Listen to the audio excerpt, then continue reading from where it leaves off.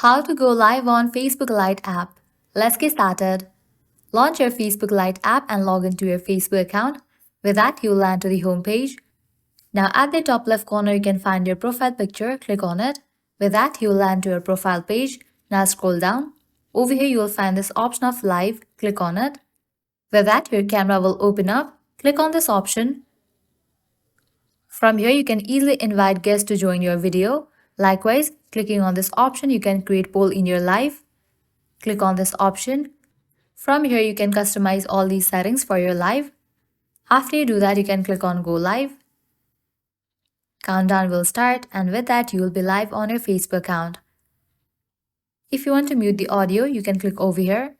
If you want to add filters to your live, click on this icon. And here different filter effects will appear. You can use any of these. At the bottom, you're going to find different options. You can use these options and edit your live. If you want to end your live, go ahead and click on Finish.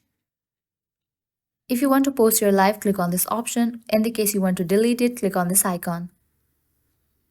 Well, that's all for this video. This is how you can easily go live on Facebook Lite app.